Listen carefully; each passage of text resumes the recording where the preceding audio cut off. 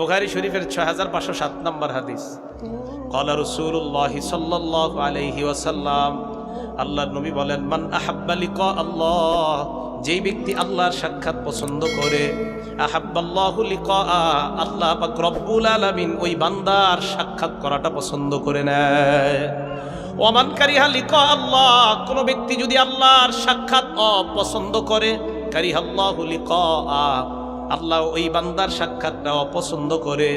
নবীর এক বিবি বললেন, ইয়া রাসূলুল্লাহ, মরণ কেউ তো চায় না, এর অর্থ কি আমি আপনার কাছে জানতে চাই।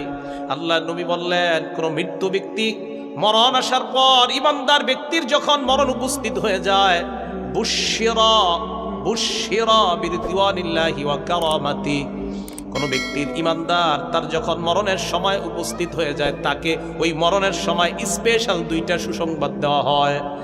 এক নাম্বার বিরিদওয়ানিল্লাহ, ওই ব্যক্তিকে আল্লাহ তার প্রতি সন্তুষ্ট হয়ে গেছেন, এই সুসংবাদ দেওয়া হয়।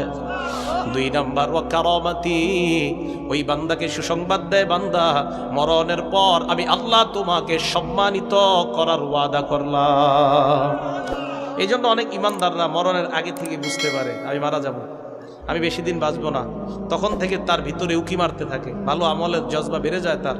দেখবেন দুনিয়ার মানুষের সাথে বেশি কথা বলে না, কেমন যেন হয়ে যায়, সবার সাথে কথা বলতে চায় না, একটু চুপচাপ টাইপের, মসজিদে গিয়ে বেশি বেশি বসে থাকে। আল্লাহ নবী বললেন, বুশশিরা বিরিদওয়ানিল্লাহ, ওই ব্যক্তি মরণের সময় আল্লাহর সন্তুষ্টি আর আল্লাহ তাকে সম্মানিত করবে, এই সুসংবাদ নিয়ে বান্দা দুনিয়া থেকে বিদায় নেয়। এরপরে নবী সাল্লাল্লাহু আলাইহি সাল্লাম বলেন, কোন বান্দাকে যখন আল্লাহর সন্তুষ্টির সুসংবাদ দেওয়া হয় এবং আল্লাহ তাকে সম্মানিত করবে এই সুসংবাদ দেওয়া হয়, ফা আহাব্বা লিকা আল্লাহ, ওই বান্দা তখন পেরেশান হয়ে যায় কখন আল্লাহর সাথে সাক্ষাৎ করবে। তো নবীজি বলেন, ফা আহাব্বাল্লাহু লিকা, বান্দা যখন পেরেশান হয়ে যায় আল্লাহর সাথে সাক্ষাৎ করার জন্য, আল্লাহ ওই বান্দার সাথে সাক্ষাৎ করা পছন্দ করে নেয়। এবার আল্লাহর নবী বলেন, ওয়া ইন্নাল কাফিরা, পাপাচার বান্দা, কাফের বান্দার যখন মরণ সময় উপস্থিত হয়, বুশশিরা বিআযাবিল্লাহ, আল্লাহ তাকে তার পক্ষ থেকে আযাবের দুঃসংবাদ দেয়, ওয়া উকুবাতিহি, শাস্তির দুঃসংবাদ দেওয়া হয়।